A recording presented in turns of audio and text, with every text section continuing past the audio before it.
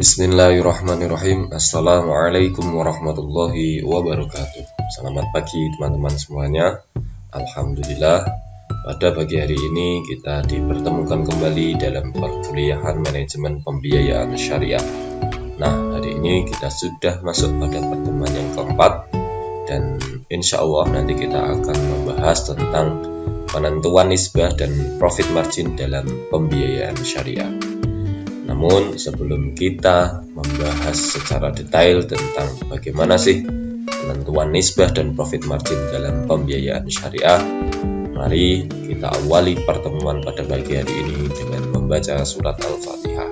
Semoga dengan wasilah surat Al-Fatihah kita akan mendapatkan ilmu yang bermanfaat, ilmu yang barokah, sehingga apa yang kita pelajari selama ini insya Allah akan berguna di kemudian hari.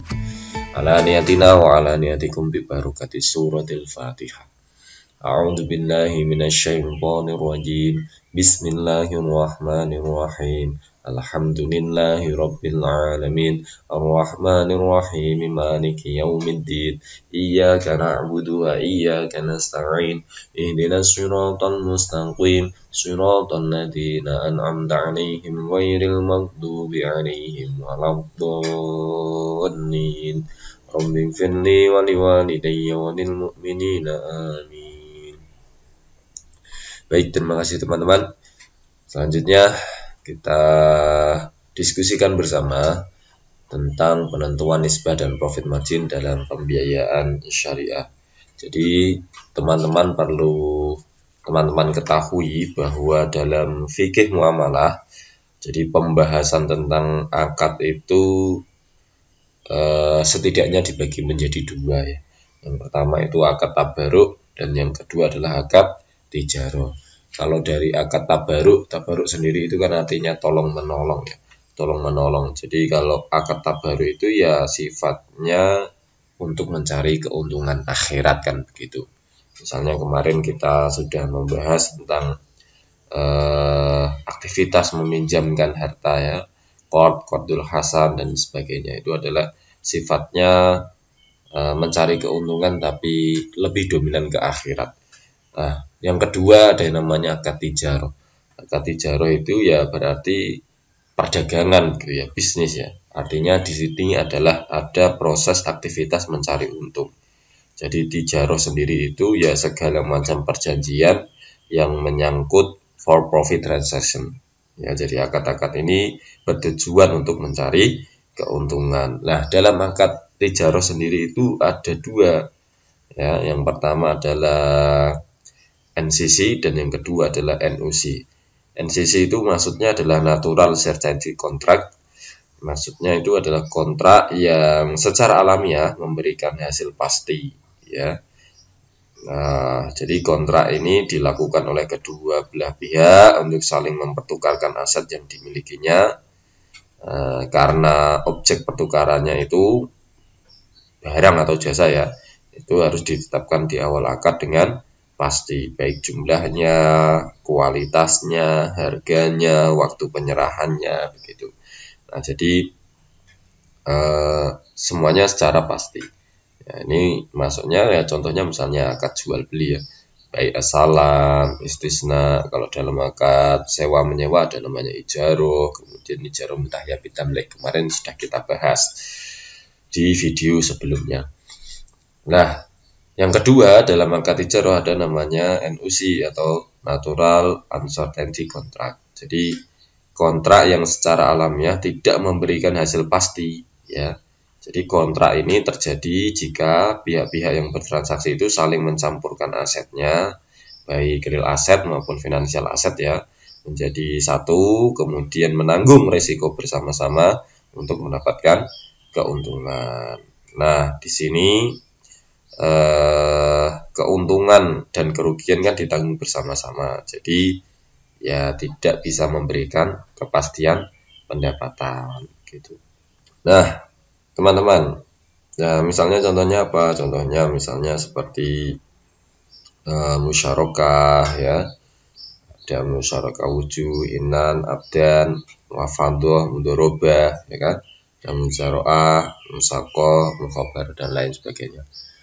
Nah, itu ada macam-macam lah gitu.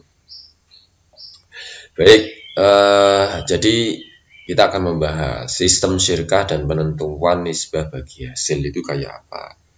Nah, tentu yang dipakai di sini kan berarti kan akadnya nanti kan tijarah ya, pola-pola perdagangan kan begitu, pola-pola perdagangan. Nah, yang pertama teman-teman tentu masih ingat ya tentang konsep mudharabah ya. Mudharabah kan kemarin kita juga sudah membahas di video sebelumnya bahwa mudharabah itu akad antara dua pihak ya kan, di mana satu pihak berperan sebagai pemilik modal, shahibul mal, dan mempercayakan sejumlah modalnya untuk dikelola oleh pihak kedua, yaitu siapa? Yaitu mudharib. Nah, dengan tujuan untuk mendapatkan keuntungan, dan yang begitu konsepnya ini. Ya, konsepnya yang pasti ada yang namanya shahibul mal ya kan, dan yang kedua adalah mudharib. Itu ya, nanti ini saling bekerja sama. Kalau shahibul mal itu yang punya dana, jadi dia mempercayakan dananya kepada pelaku usaha untuk mudharib. Tujuannya apa ya? Tujuannya untuk memperoleh keuntungan. Saya bisa pikir akad mudharabah sudah clear ya. Kemudian syarat dan dalam akad mudharabah itu apa? Nah, persyaratan dalam akad mudharabah, panjenengan bisa membuka peraturan Bank Indonesia nomor 7/46/PBI/2005.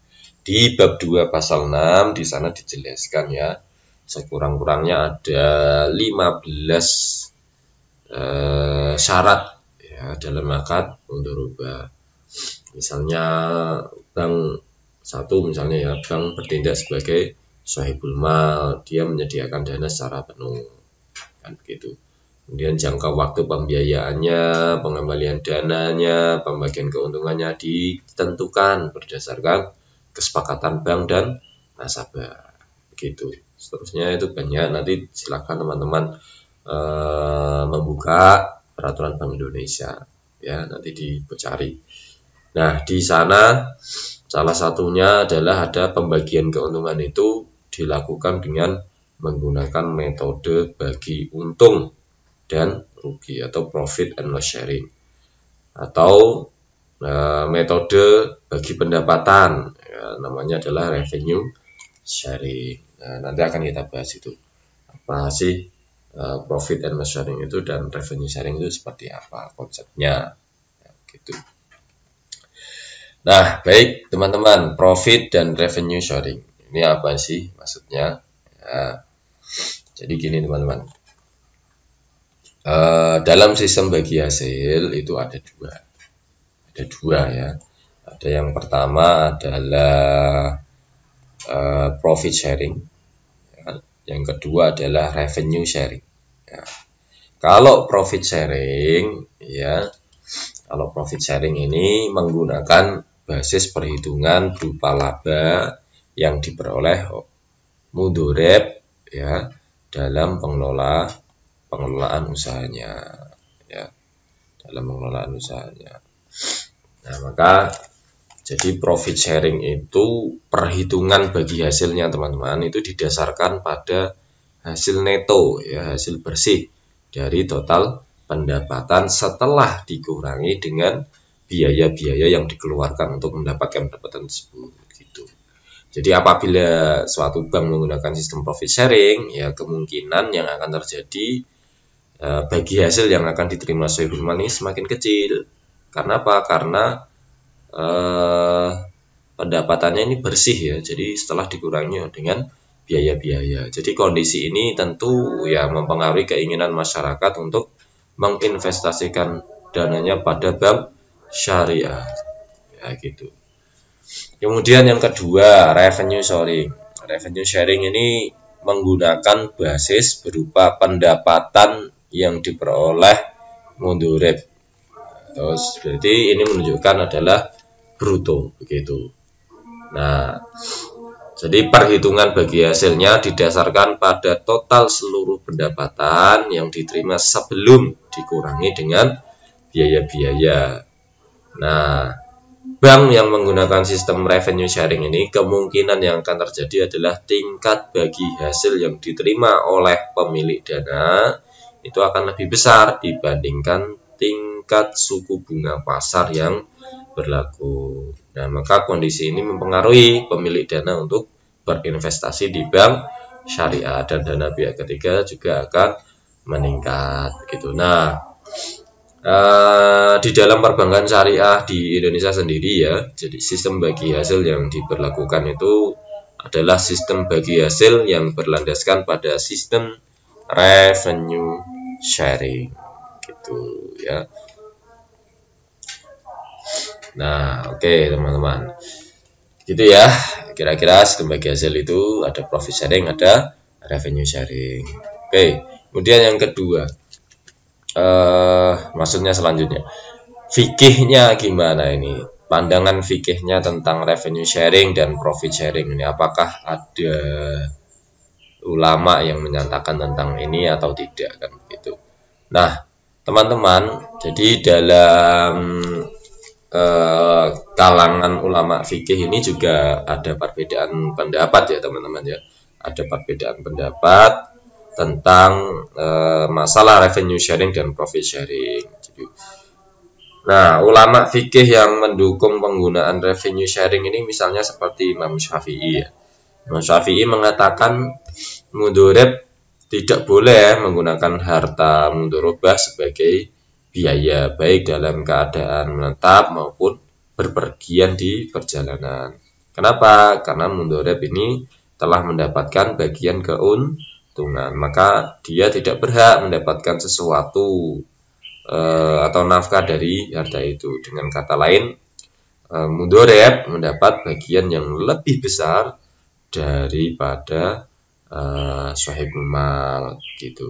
Nah, ini pandangan revenue sharing ini didukung oleh pendapat Imam Syafi'i. Terus kemudian ulama fikih yang lain menggunakan memiliki pandangan tentang sebaiknya yang menggunakan profit sharing kan begitu.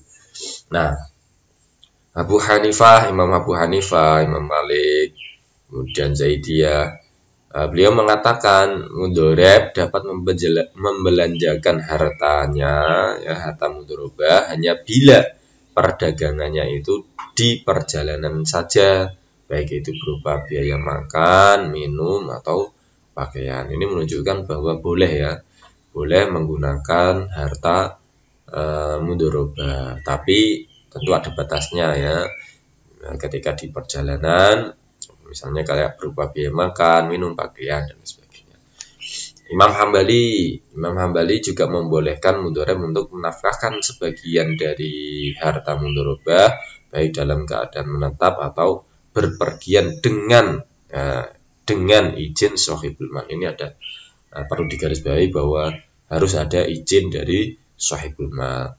Nah, besarnya nafkah yang boleh digunakan adalah nafkah yang telah dikenal menurut kebiasaan. Maksudnya, pedagang atau pelaku usahanya itu ya nggak terlalu boros gitu ya. Ya wajar ya, sewajarnya sesuai kebiasaan yang berlaku gitu. Oke, selanjutnya adalah nisbah bagi hasil. Nah, nisbah bagi hasil ini ada banyak teman-teman ya. Nisbah bagi hasil itu kan persentase keuntungan yang akan diperoleh sahibul mal dan mudhorib. Nah, nanti kan sahibul mal, pemilik dana dan yang mengelola dana ini nanti kan akan sama-sama mendapatkan hasil kan. Nah, ini namanya adalah nisbah bagi hasil. Nisbah bagi hasil persentase keuntungan yang diperoleh ya. Persentase keuntungan yang diperoleh oleh keduanya. Ada macam-macam dalam nisbah bagi hasil. Yang pertama adalah nisbah aktiva tetap terhadap modal bersih ya. Maksudnya apa? Nisbah ini digunakan untuk menentukan tingkat investasi dalam aktiva tetap dengan modal yang dimiliki oleh pemilik usaha dalam ketentuan bidang perbankan nisbah aktiva tetap terhadap modal bersihnya. Nah, biasanya nggak boleh melebihi 50%. Kemudian yang kedua ada nisbah at-tamwil wal wadai. Ya, apa ini? Nisbah at-tamwil wal wadai ini adalah kalau dalam istilah perbankannya ada namanya FDR ya, financing to deposit ratio. Jadi rasio pembiayaan bank syariah dengan dana pihak ketiga, rasio penyaluran dan penghimpunan dana. Kemudian selanjutnya ada nisbah fi ihtiyati naqdi. Apa itu? Nah, jadi ini adalah rasio cadangan tunai atau cash ratio ya, cash ratio. Kemudian ada namanya nisbah jariyah ya, singkat-singkat saja teman-teman.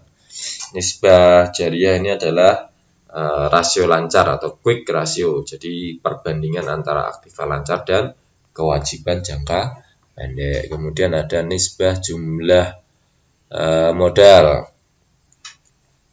Maksudnya ini adalah rasio jumlah modal atau total capital ratio. Ada nisbah kas ya. Nisbah kas itu rasio kas atau cash ratio. Kemudian nisbah laba bersih terhadap modal bersih. Ya, ini sudah jelas dari namanya ya. Jadi menilai resiko kredit kemampuan bisnis menghasilkan laba dalam suatu periode. Kemudian ada nisbah terhadap aktiva atau ROA ya. Jadi return on asset ya. Ini laba bersih dibagi total aktiva. Kemudian ada lagi namanya nisbah laba terhadap modal ya. Nisbah. Ya, ini maksudnya adalah return on equity atau ROE biasanya itu ya. Laba bersih dibagi modal sendiri gitu. Kemudian ada nisbah likuiditas ya. Nisbah likuiditas ini nisbah yang mengukur kemampuan bank, perusahaan atau peminjam untuk memenuhi kewajiban jangka pendek. Biasanya dinamakan liquidity ratio. Kemudian ada nisbah modal primer terhadap aset ya. Maksudnya ini adalah primary capital to asset ratio ya. Itu modal inti dibagi dengan rata-rata total asetnya. Kemudian nisbah modal sesuaian, maksudnya ini adalah adjusted capital ratio. Jadi rasio modal yang telah disesuaikan terhadap total aset ya. Biasanya rasio ini digunakan untuk perhitungan kecukupan modal, perhitungan modal bank dan seterusnya. Kemudian ada nisbah modal terhadap resiko aset ya. Ini biasanya penyebutannya adalah capital to risk asset ratio ya. Jadi modal dibagi rata-rata total aset gitu ya. Nah, nanti kelihatan risikonya. Kemudian nisbah perputaran itu turnover ratio biasanya. Jadi nisbah yang menunjukkan tingkat kecepatan konversi piutang menjadi kas. Kemudian nisbah serial sahmi ilal ribi. Jadi ini price earning ratio ya, PER ya. Jadi rasio pendapatan terhadap suatu harga. Yang terakhir ada nisbah hutang terhadap modal bersih. Ini maksudnya adalah ratio of debt to net worth. Jadi nisbah yang digunakan untuk menetapkan proporsi utang terhadap modal bersih yang digunakan dalam kegiatan usaha. Ya, sekedar wawasan saja teman-teman. Ada 16 nisbah dalam bagi hasil. Oke, sekarang lanjut. Cara penetapan nisbah bagi hasilnya itu kayak apa? Ya, cara penetapannya seperti apa? Oke, ada beberapa cara teman-teman. Jadi yang pertama itu adalah penentuan nisbah bagi hasil keuntungan ya. Ini bagi hasil keuntungan ya, bukan pendapatan. Nisbah bagi hasil keuntungan. Ya, caranya seperti apa? Caranya adalah seperti ini. Oke. Jadi dalam nisbah bagi hasil keuntungan ini konsepnya adalah pembiayaan untuk bank itu ditentukan dengan cara membagi perkiraan keuntungan usaha mundoreb dengan referensi tingkat margin keuntungan. Maka nisbah bagi hasil untuk mundoreb itu ya 100% dikurangi dengan nisbah bagi hasil bank. Jadi yang pertama misalnya ini perusahaan dia butuh mobil karena perusahaannya ini adalah perusahaan penyewaan mobil misalnya. Nah, dia butuh 75 unit mobil. Ya, kemudian dia negosiasi ya dengan bank syariah, Nah, setelah dia negosiasi, maka akadnya apa? Akadnya adalah menggunakan akad mudharabah. Akad mudharabah, kemudian dari bank syariah kemudian menyerahkan modalnya, perusahaan sendiri mengelola usahanya penyewaan mobil tadi. Kemudian karena sudah terjadi transaksi begitu ya, sudah terjadi usahanya sudah jalan, maka terjadilah namanya pendistribusian modal dan keuntungan. Nah, tingkat keuntungan ini ya atas dasar modal yang diberikan tadi, kemudian dari keuntungan ini kemudian diberikan bagi hasilnya ke bank ya, namanya nisbah bank. Kemudian nasabah juga kan berhak mendapatkan keuntungan. Nah, ini namanya adalah nisbah nasabah. Ini namanya nisbah nasabah ya. Nah, maka setelah semuanya sudah berjalan, sudah clear, dan baru pengusaha tidak butuh modal lagi, maka modal bisa dikembalikan kepada bank.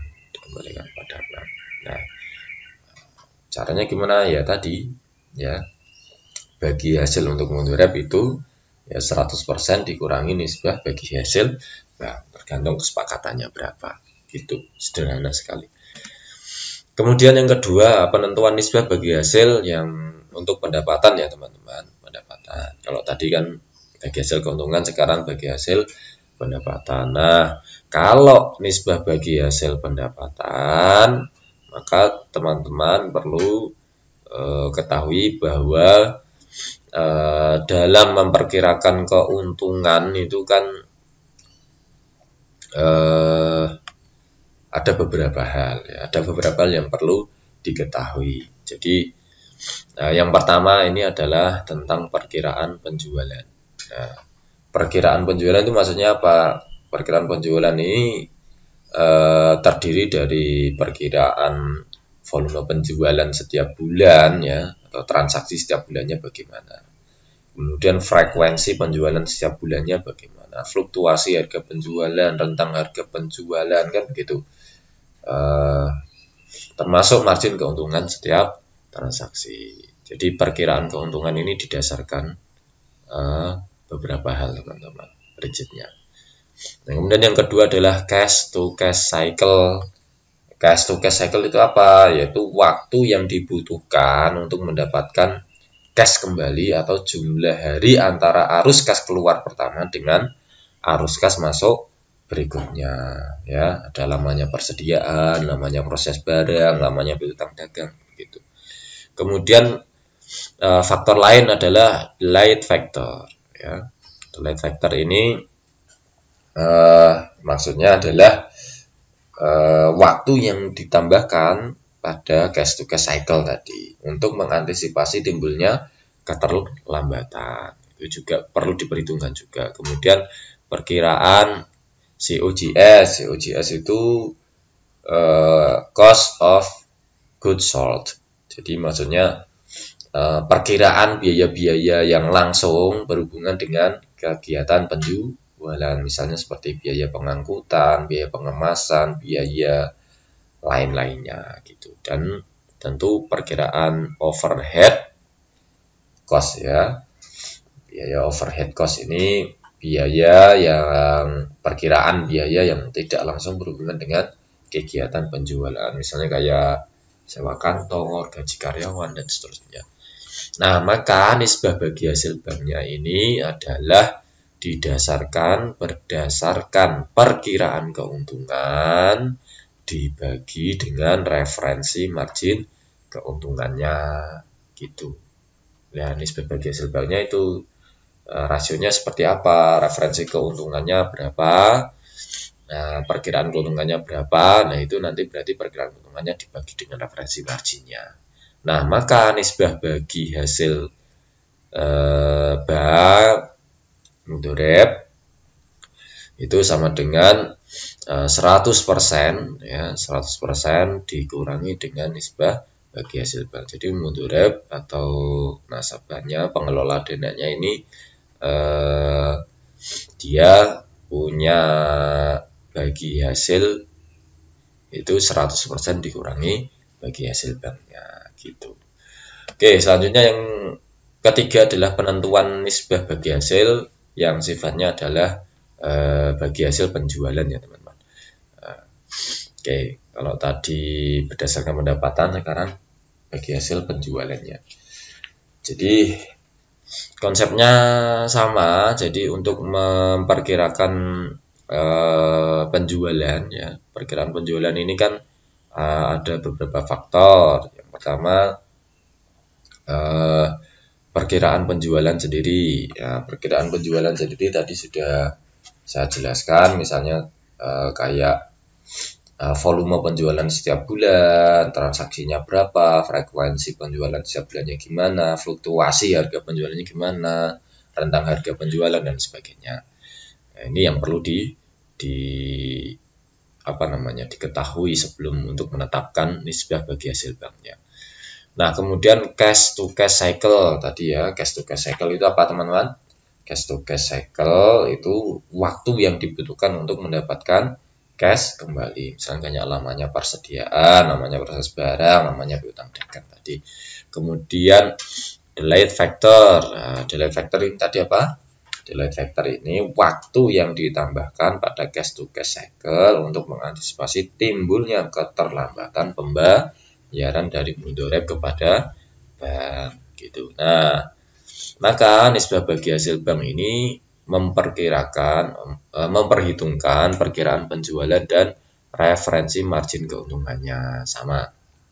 Jadi nisbah bagi hasil bank ini adalah perkiraan penerimaan penjualan dibagi dengan jumlah perkiraan pendapatan ditambah referensi margin keuntungan. Gini, nisbah bagi hasil banknya gitu ya. Jadi perkiraan penerimaan penjualannya dibagi dengan perkiraan pendapatan ditambah referensi margin keuntungannya. Nah, maka nisbah bagi hasil bagi nasabah itu adalah 100% dikurangi dengan nisbah bagi hasil banknya tadi. Nisbah bagi hasil banknya diperoleh dari mana? Yaitu perkiraan penerimaan penjualan dibagi dengan perkiraan pendapatan yang ditambah dengan referensi margin keuntungan gitu ya teman-teman.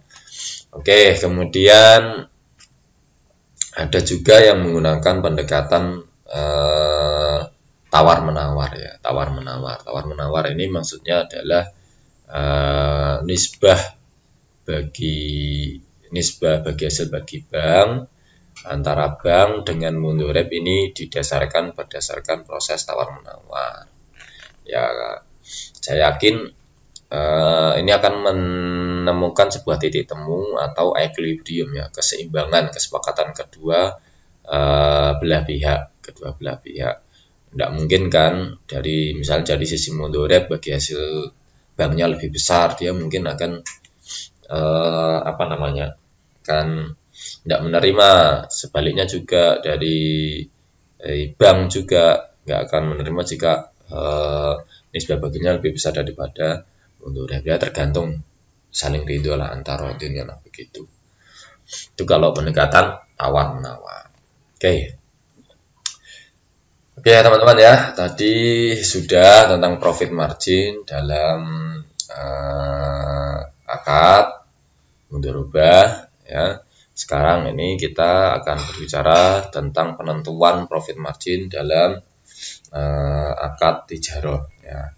Jadi teman-teman perlu ketahui ya, beda loh antara kredit dengan margin keuntungan, itu beda. Ya, kalau kredit itu pemberian uang atau barang kepada pihak lain yang membutuhkan dan mengharapkan imbalan berupa bunga atas kredit tersebut. Kalau margin keuntungan itu beda. Kalau margin keuntungan itu profitabilitas ya.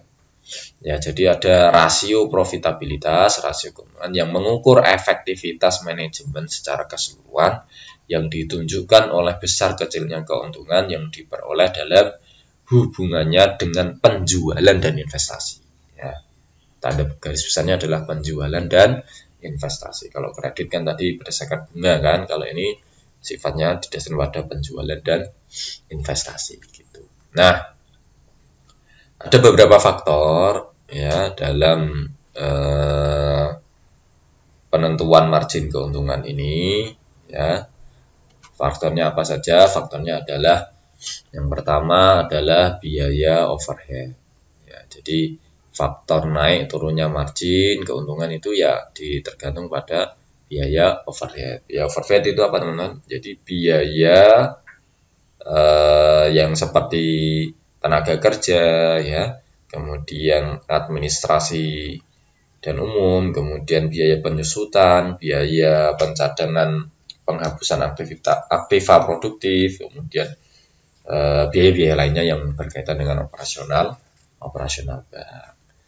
Kemudian yang kedua ada namanya juga cost of loanable fund. Cost of loanable fund ini apa? Ya, cost of loanable fund ini adalah dana yang dialokasikan untuk pemberian kredit. Ya, pemberian kredit yang tentu membutuhkan biaya-biaya kan. Ya. Kemudian ada namanya profit target. Ya, profit target ini target keuntungannya gitu ya. Ya tentu harus mempertimbangkan tingkat inflasi ya kan gitu, premi risiko, kemudian cadangan piutang tertagih dan lain sebagainya. Itu juga perlu dipertimbangkan.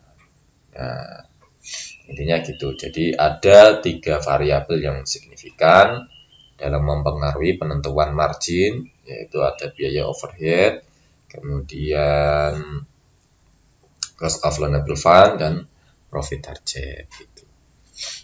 Ya dalam akad mudharabah kan kayak gitu ya, jual beli. Konsepnya adalah jual beli.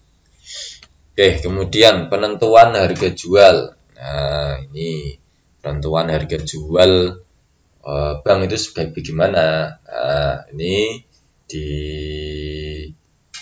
didasarkan pada ketentuan yang merujuk pada DSN MUI nomor 4 ya.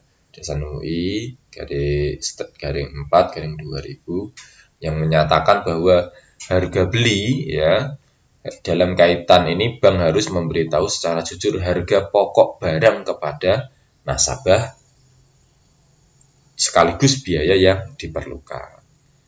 Kemudian di sana juga disebutkan bahwa harga jual bank, kalau harga jual ya, bank kemudian menjual barang tersebut kepada nasabah dengan harga jual senilai harga beli ditambah keuntungannya. Nah, ini adalah menurut Prof. Muhammad ya, beliau memformulasikan sebuah rumus untuk harga jual beli bank ini adalah ditentukan dengan harga beli bank berapa ya, ditambah dengan